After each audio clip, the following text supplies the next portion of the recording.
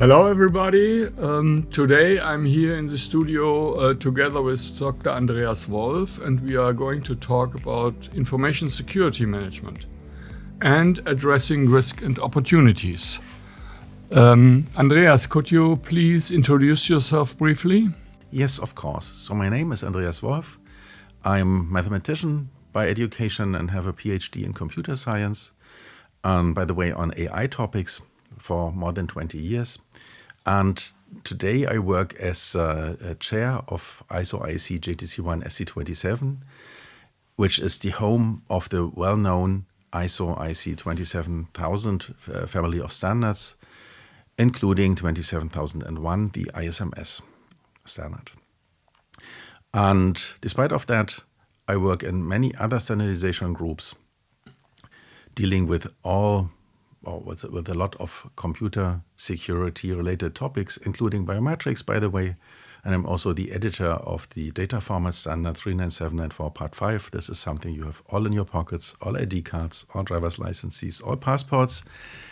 The face image, the portrait, is based on a standard where I'm the editor of. And furthermore, I'm also active in IEC, in the IEC framework, and work there as the chairperson of the Advisory Committee for Computer Security and Privacy, which is wider than IT security we talk today. That also includes OT security, operations technology. And some of you might say, well, IT, OT, is there a difference? This would be enough for another talk about that. Could be another episode, if you like, in the future. Okay, thank you very much. That's very interesting. My name is Frank Herdman. I'm a lawyer by trade, and I'm the secretary of ISO TC 292, Working Group 8, which is working on security. And I'm a delegate and I'm the secretary or the project leader in ISO TC 262, working on a new standard under development, which is addressing risk and opportunities. And this is episode 3 of our season 2 of videos on demand, and I think we are going to start into the discussion. What is information security management, or how is information security management addressed in standardization? Actually, it is one of the more pressing issues in modern business life. And ISO is addressing it in its family of standards with ISO IEC 27000, which is giving an overview and explaining the terminology we are going to use. ISO IEC 27001, which is the core, I think, from my perspective, core standard, specifying the requirements. ISO IEC 27002, which is specifying special security controls, and ISO IEC 27005, which is providing guidelines on implementing a process-oriented risk management approach to assist in satisfactorily implementing and fulfilling the information security risk management requirements of ISO IEC 27001. What is ISO IEC 27001? It's a management system standard type A, which is structured in a manner that supports an easy integration of its requirements into an integrated management system. The next thing we are talking about is this is like a discussion between the top boss of an organization and a line manager, and top boss wants to know about information security management, and the line manager suggests to primarily look at ISO IEC 27000 for a first step. And here we see, if you say it's 27001 is the envelope around the entire story and gives you vocabulary. Vocabulary is very relevant. And later on we will see, or we will talk about the concept of risk. And there we will see that a risk is seen from different perspectives depending on the community you are in. So 27000 series defines a risk differently from other standards that we have. And this is something we have to have in mind. Having a different definition does not necessarily mean that this is something else, but the point of view differs. And so it is relevant to deal with vocabulary, to read 27000 before doing something else with the family. Of course, it is an overview. It's an overview about information security management systems. So ISMS is a well-known acronym and translated in many languages. And despite of the terms and definitions that we have, there's content given on that what ISMS are. And an introduction is given on that what can be expected when reading the other standards in that family. It is, as I said, a family of standards. It is meant to enable people, enable communities to define a structured approach, an interoperable approach to information security. And here we see the definition of that, what an ISMS is. It is a system. It is an approach that is not a one-time shot. It is something that develops. We will later on see that it's developing in kind of cycles, which are not the same, but repeat several steps in depending on the situation that you have. And this systematic approach that we see in ISMS enables people to do a system overseeing IT-based risks they have in their organization. There's always the question, what is IT, what is OT, what is the borderline between the two of them? But generally, one has to deal with everything that is a computer in an office or environment or in an larger organization dealing mainly with information.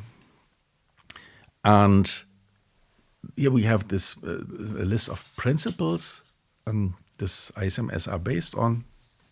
And the most important probably is that can be specified what means awareness, what needs to be done, that people are aware of the IT risks they have, on the requirements for information security, that it can be clarified who is responsible for what, who would have to do what in the entire processes, looking at risks which are money-based risks, information-based risks, societal risks, reputation risk, whatever you want. And by applying the 27,000 family of standards, you can ensure that you handle these risks and handle your information security management systems in an interoperable way, which can be reproduced at any time, no matter where you are in the world, what culture you are in, you get comparable results. And what is the plus, the benefits for that? If you do this properly, you have the chance to reduce potential losses by reducing IT-based security risks in your organization. So, looking at that, what you can expect, 27,000, as we already said, is the envelope around everything, and the pure management standard, seen from the ISO perspective, is 27,001. You see this by number. All these some 1,001 standards are the management system standards. That's the only case where ISO allows you to have a semantic in the number. Some committees often think a number has a semantic. Usually a number is a number, but with these some 1,001 standards, that's the only exception. 27,000 is printed in bold, and we already spoke about 27,005. But another one which is also very relevant is the 27,002.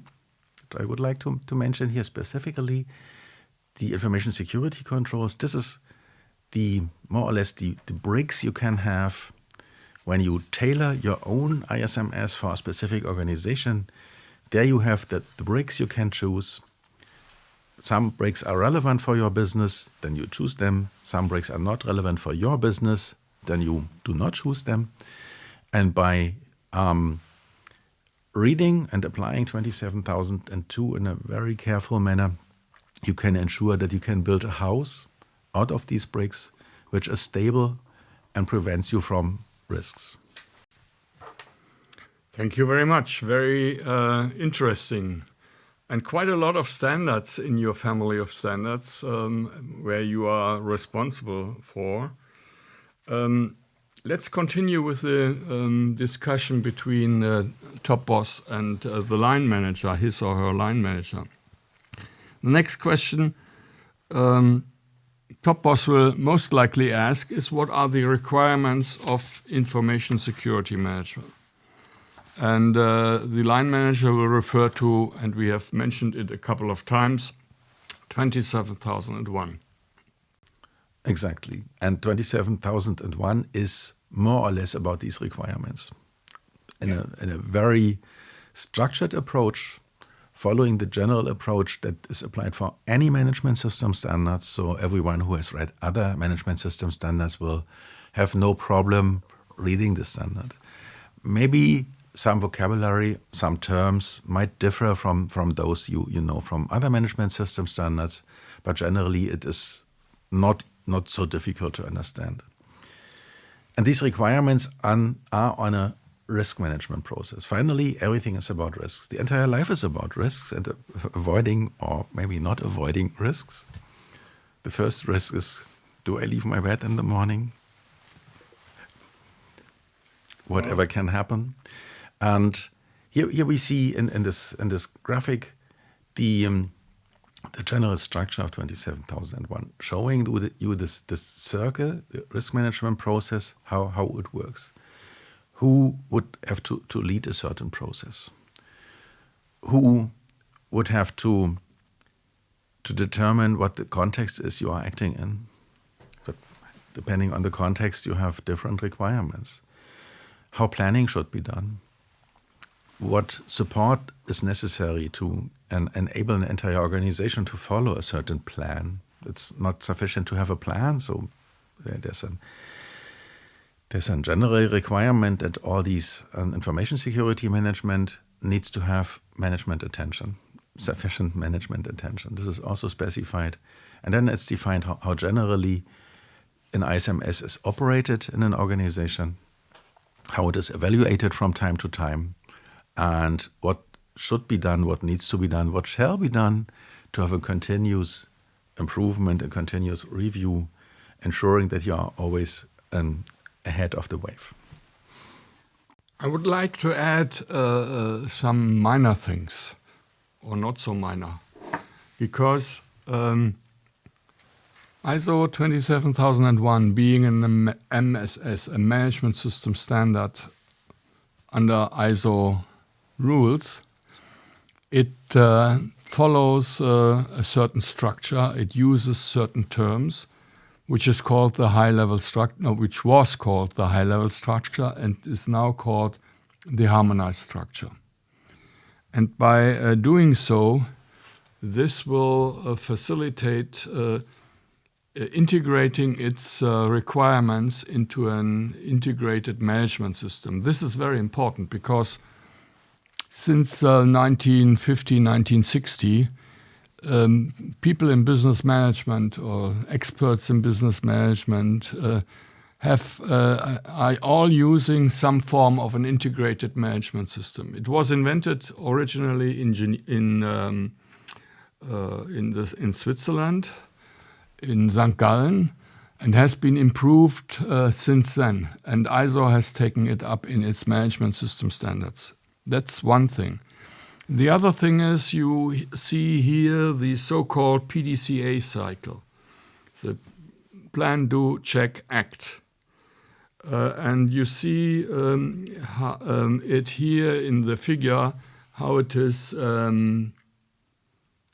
displayed in ISO 28000, which is the mother standard of security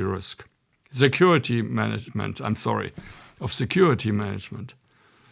Now, this differs sometimes in the perception of the TCs of ISO, and you'll see these in the next episodes. But for now, we have taken it as one relevant form of showing the PDCA cycle. Going from here, we are going to one important issue, which is operation. Andreas. As you said, no, the next one. Yeah. ISO puts a lot of emphasis on this structuring of management standards. That this is something we have observed in the past, that this is increasing. And it's exactly as you say, that they want to have a harmonized way how management system standards are written and can be applied. And yes, it's true that they get closer together. That needs to be. And it's also true that they are applied sometimes by different people. So usually the IT department is responsible for 27001, the quality department is responsible for 9001. But by unifying the structure, you get a real integration, because nowadays these two departments are forced to talk to each other. So the result of an harmonized management standard approach ensures you that you get something larger than before.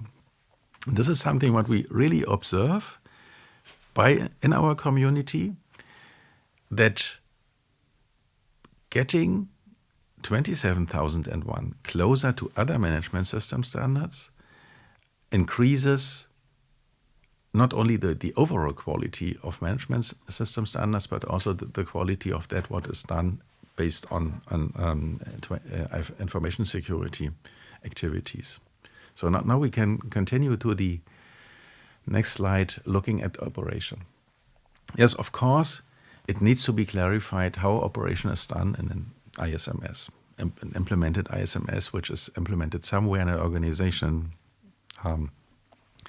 And in the clause 8 of 27001, the guidance is given how to do that. Every organization is different, so the resulting specific ISMS will potentially be different. But on the other hand, the risks to be addressed are very similar. They are all different, but they are also similar. And here the guidance can be derived how an ISMS can be or should be operated. And by careful applying the standard, it is ensured that no matter where you are, no matter what societal, cultural, legal context you have, you end up with similar solutions, comparable solutions, equivalent solutions. And one also needs to know that the 27000 family of standards as such is giving guidance to other organizations that do checkups, so to say, of organizations. Most organizations are certified against the standard, but the certification is not done by SC27. We give the guidance how to do that, and then we have in the different states applying the standards accredited organizations who do the certification of the standard. And by the cooperation of these accredited certifiers, based on the standard, on their interaction with us, on their participation in the community developing the 27001 series, it is ensured that we have equivalent, comparable, similar results in all organizations which is applying the standard. And here we see how this operation is done, that it's necessary that you have a risk assessment somewhere, that it's necessary that you have a risk treatment somewhere, and it's described how this needs to be done. And very important is the list of things you should do when you assess risks. Here, in this specific case, IT risks. That you need to have an establishment and maintenance somehow what your criteria are, how you can determine what a risk is. That you see that by this risk handling, you come to similar results, comparable results, no matter where you are. So that if you have a business between different companies, that all involved parties know what the others are doing generally, that they can evaluate the treatment of risks is done in a way that fits into the needs of your own organization. Then it is necessary that you identify the risks as such, including the potential owners of these risks, meaning who is responsible for doing what, dealing with these risks.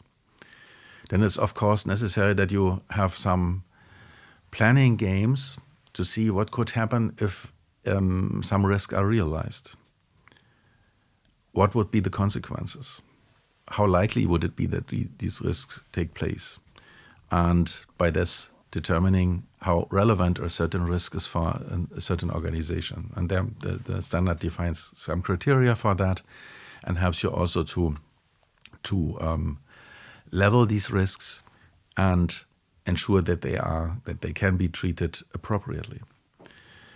And of course, everything needs to be evaluated and to see how the risk analysis leads to business decisions at the end, to ensure that it is clear what could be done, what should be done, in which order to address potential risks of a certain business. Not general risks in this case, of course also general risk, but 27001 talks about IT security. Thank you, Andreas. Before we continue, just a remark. You will have seen here we've started with clause 8, which is operation. But you also see that there is a reference to clause 6, which is addressing risk and opportunities. And clause 6 is deemed to be part of plan. So normally clause 6 is more of a strategic approach, while clause 8 is the operational approach.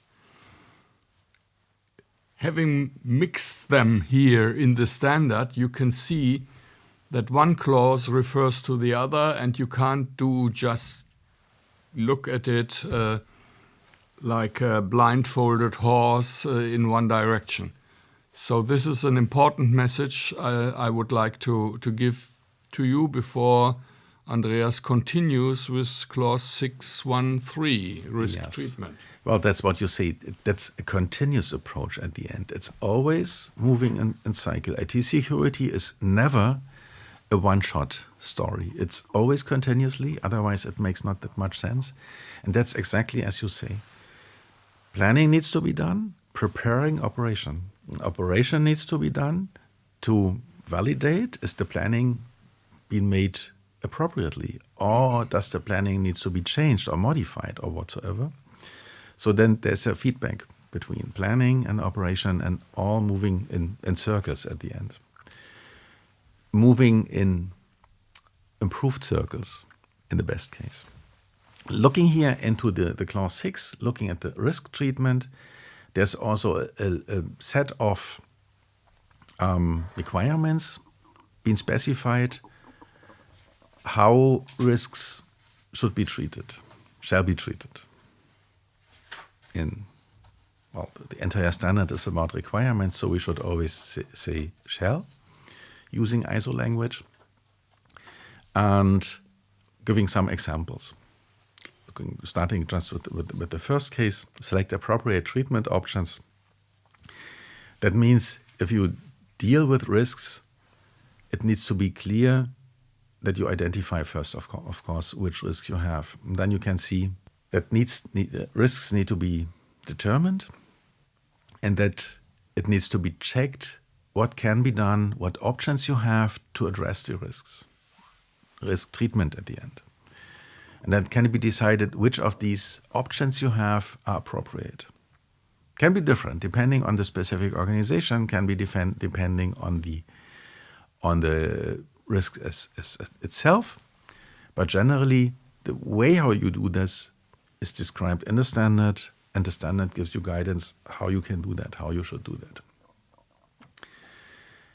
Then it's given guidance how specific controls come from 27002 at the end. These bricks to build your secure house should be chosen to implement the specific risk in a specific organization.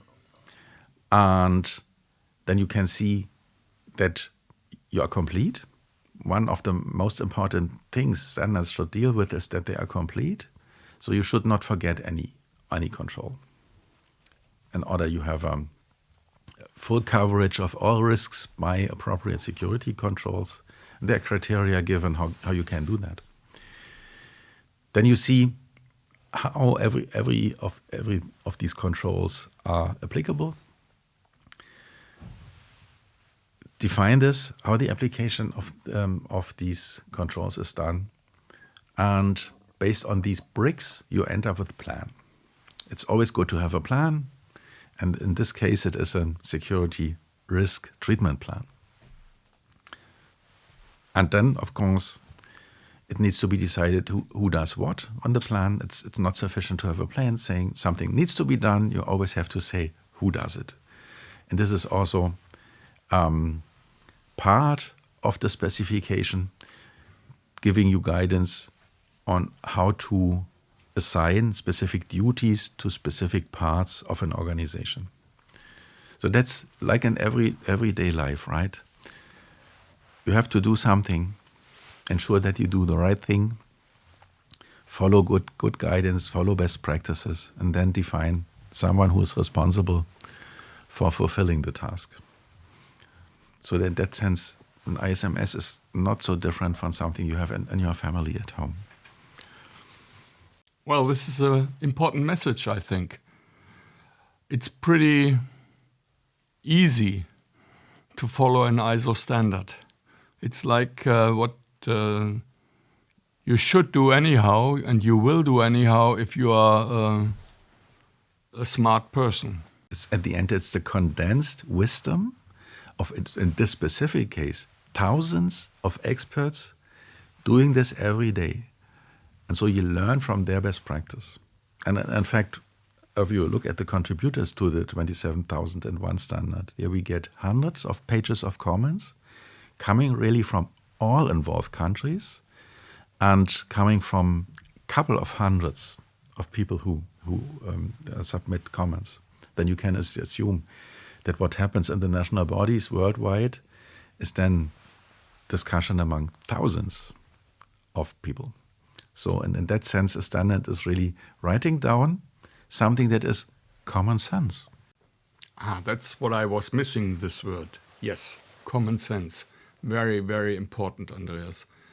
Let's proceed, I think. And we proceed with the discussion between Top Boss and his line manager, because Top Boss would like to know whether there is more detailed guidance on the management of information security risk. And the line manager will say, well, okay, let's look at 27005. We have mentioned it before. 27005 is specifically on information security risk management. It provides guidelines for information security risk management. Now, this is another important issue in the context of ISO management systems or management standards. Because some of them, like 27001, are providing requirements. You can see this if the wording is shall. If you shall do something, you better do it. The guidance standards apply a wording like should. If you should do something, you should decide whether you'll do it or not, whether it's appropriate for your organization. So 27005 provides guidelines. Should. ISO IEC 27001 refers in its clause 6.1.3 to ISO 31000, risk management. This is done in a note. Nevertheless, ISO IEC JTC 1SC27 has additionally developed this standard, ISO IEC 27005, for more clarity to the end users, assisting them in the satisfactory implementation of information security based on a risk management approach. ISO IEC 27005 has 5 introductory clauses: scope, normative reference, terms and definition, structure of the document, background and overview of the process. I'm calling this introductory clauses on purpose, because then the body text of this, from my point of view, the body text of the standards follows in clauses 7 to 12. Context establishment, risk assessment, risk treatment, risk acceptance. This is an important item in the context of information security. Communication and consultation, and monitoring and review. And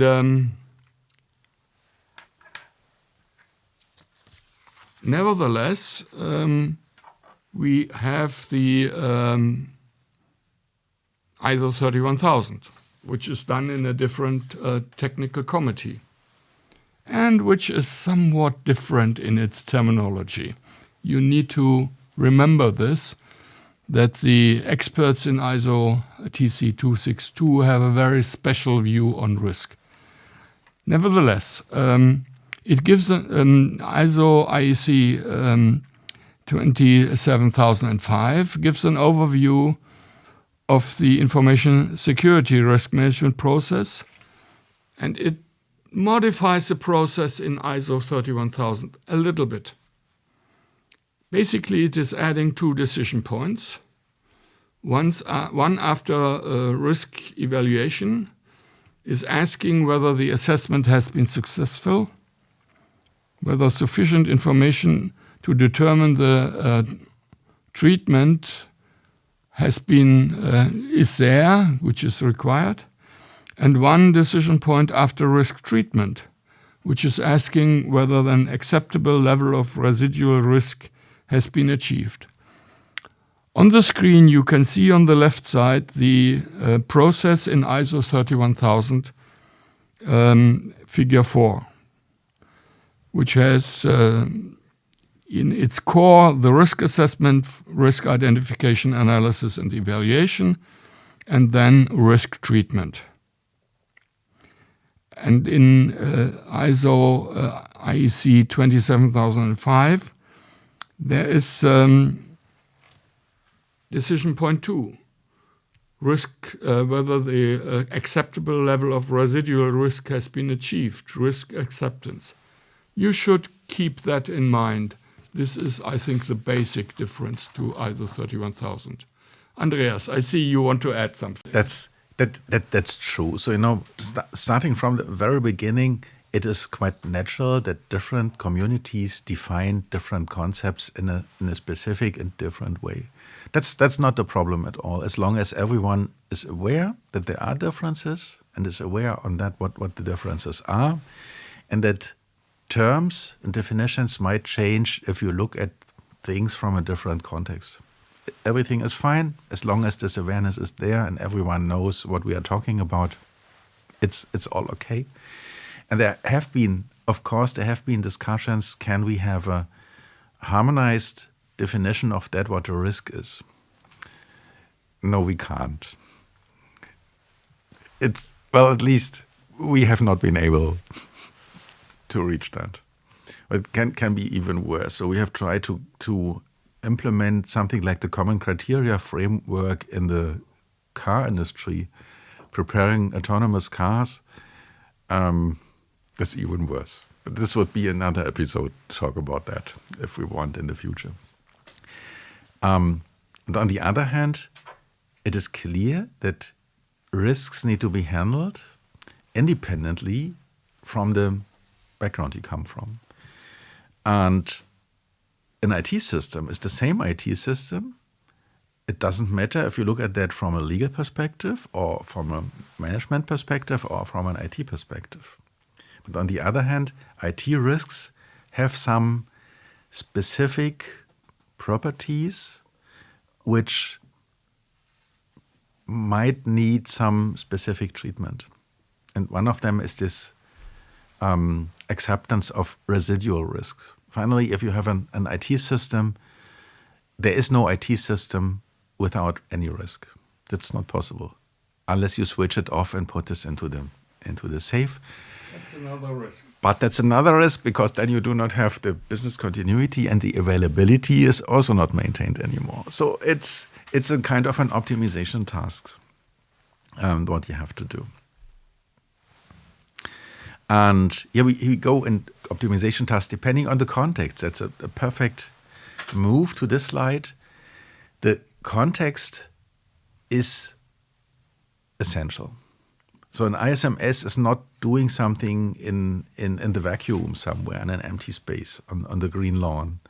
An ISMS is supporting some business. It's supporting some authority. It's supporting some educational institution like an university. It's supporting a power station if you want to do so. And therefore it's very relevant that in the very beginning it's determined what the purpose of the ISMS is. And SC27 is more or less a horizontal committee. Well, I'm not allowed to say that the entire committee is horizontal, but we have a lot of horizontal standards. Meanwhile, ISO allows to have such a specification. And 27001 and 2, for instance, are part of this family of horizontal standards. And for some specific contexts, there are verticals. So it's quite usual that for one or the other vertical, additions are specified, potentially in SC27, but preferably we enable other committees to write their own verticals. But for, as I said, power stations, for energy, there's 27019, one of these examples where a vertical has been developed based on the horizontal terms in 27001 and the entire family. Context. So it is relevant that every organization needs to be aware on their context. Well, I assume, seen from the business perspective, they are aware of that, what their context is. And based on that, they should develop the appropriate criteria for the ISMS, looking at the appropriate risk management approach, about the criteria that are applicable for their evaluation of their specific risks, see what the specific impact would be, very relevant part of that process, and to see what residual risks would be acceptable for a certain organization. And then, of course, it needs to be determined what is the scope of the ISMS, what falls in and what does not fall in. Boundaries need to be specified, and of course there need to be awareness. What happens with all these risks that do not fall into these boundaries? They do not disappear. So it's the question, who takes over that?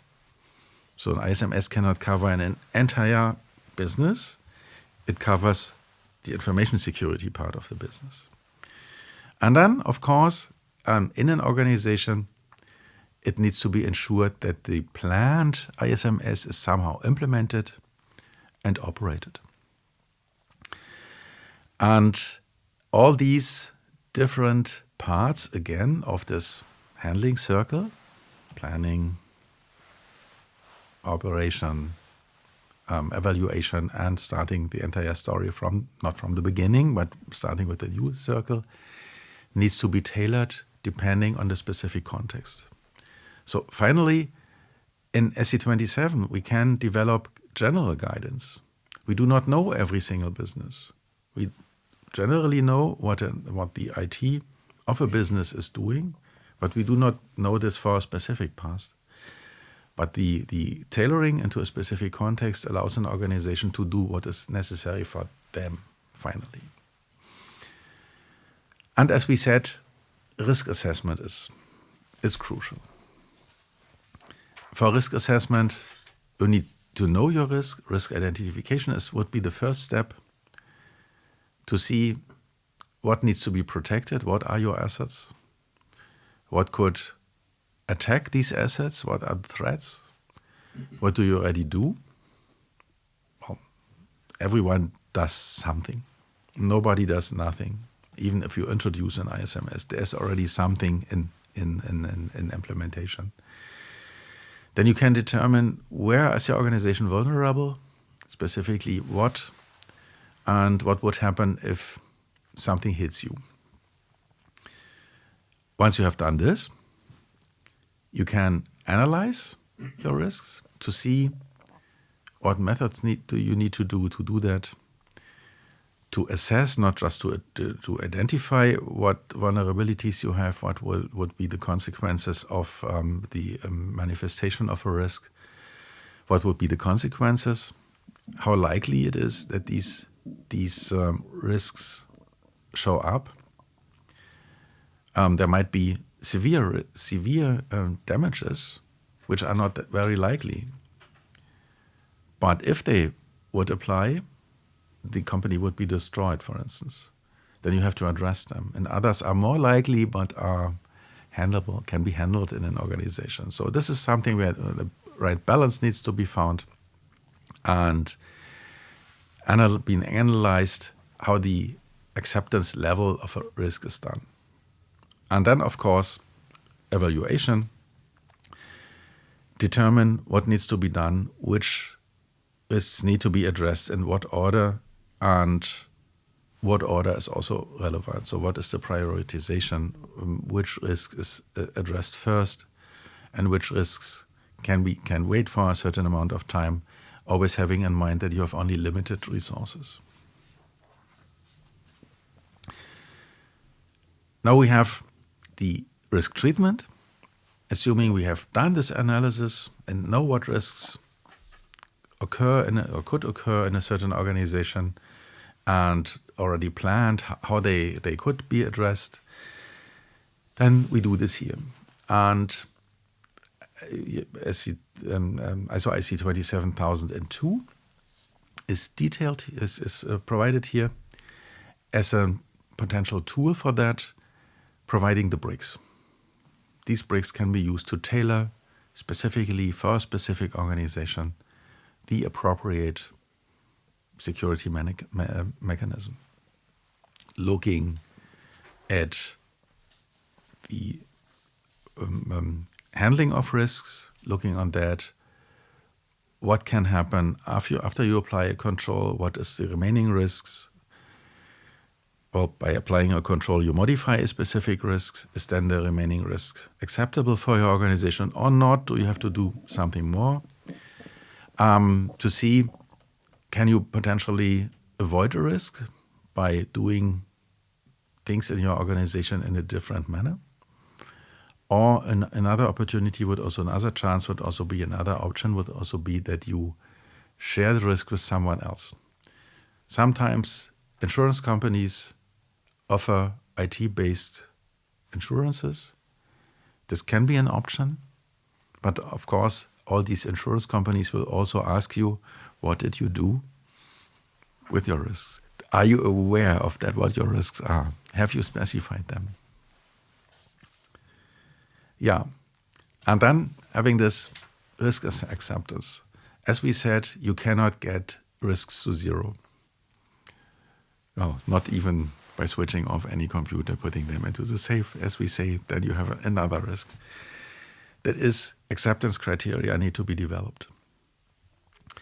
And they need to be adequate for your organization, adequate in seen from different perspectives. On one hand, you can say,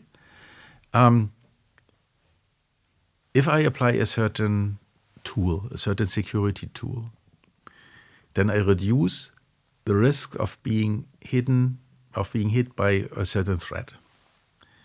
But on the other hand, it could happen, and don't tell me I'm wrong, that the work is more difficult for people doing business and earning money.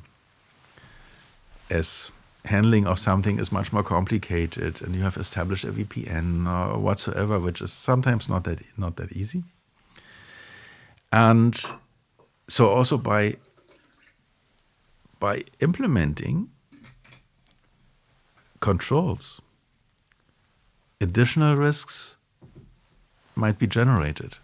Not necessarily IT-based risk, but this is also something that the criteria need to be found when a specific IT risk is acceptable.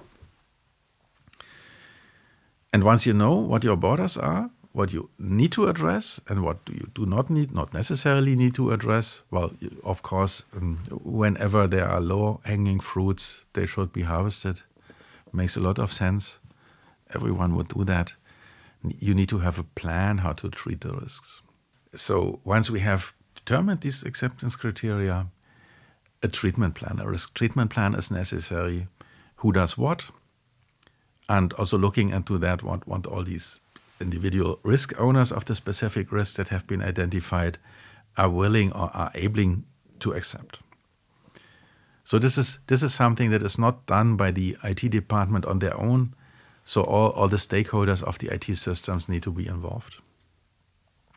And then finally, it's clear what can be done to address the specific risks. What are the stakeholders able to handle?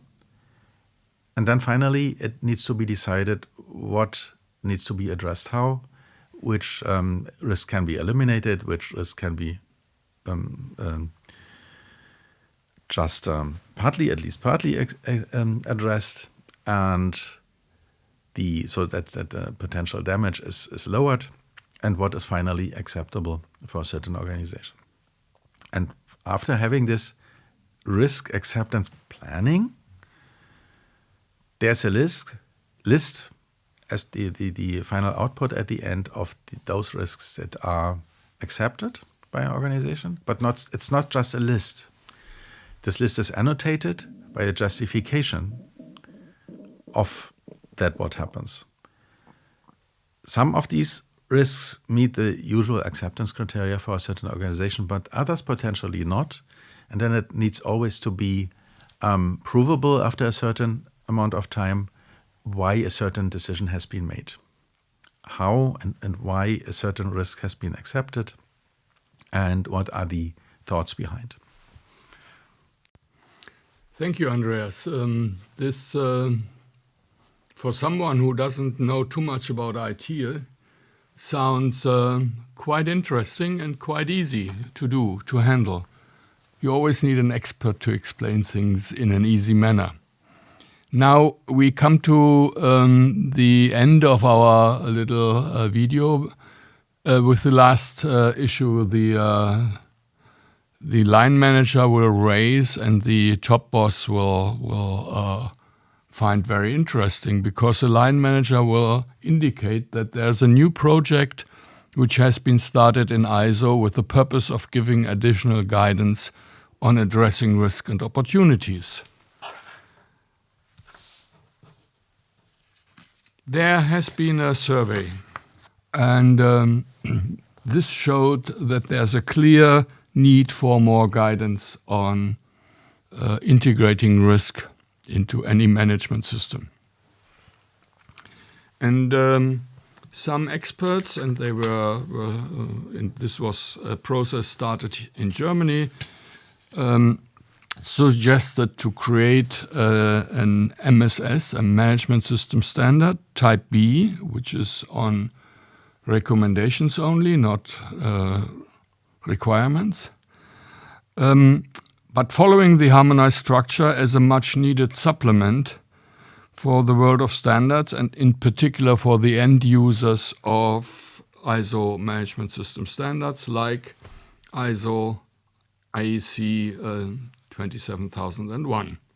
We hope this will help and support issues or matters, resolving matters, of course, not the issues. And what is the new standard? It's addressing risks, it's addressing opportunities, and suggesting a portfolio evaluation. So it's two different processes to identify, analyze, and respond to risk and to opportunities, alongside to optimize overall performance. To do so, it suggests to utilize the so-called risk tree, and I'll show to you in a minute what this means. It's a structured visualization to categorize and analyze sector-specific challenges effectively. And in the end, the experts promise to provide a maturity model, which is a self-assessment to provide an overall view of the performance of the organization and its degree of maturity. You will know this from all types of management. Addressing opportunities. Addressing risk and opportunities will be distinct and yet interconnected with dedicated processes. So you see here the process of addressing opportunities, and you'll see here the process of addressing risk. And you can see the similarity of the two processes, but they're not totally identical. You always start with identifying risk or identifying opportunities, then you go to analyzing, and then to evaluating. But in opportunities, you will analyze and test as a whole, and not in separate steps. And then you will respond to risk and opportunities. Having done so, it is recommended to evaluate the combined portfolio. This means you take the results of both processes and compile a portfolio, which is similar to the identification, but you combine the portfolio. You analyze the portfolio and you evaluate the portfolio, and you do so hopefully prior to responding, or you do so twice, once before responding and one after so. Now the risk tree. I promised to you to show to you the risk tree. ISO, and Andreas mentioned it before, ISO was so far not able to have a uniform definition of risk. It attempted to do so some years ago, and it failed because experts were not able to find consensus on what risk is. Actually, it's not very much, they were not very much apart, but they were not able to find consensus.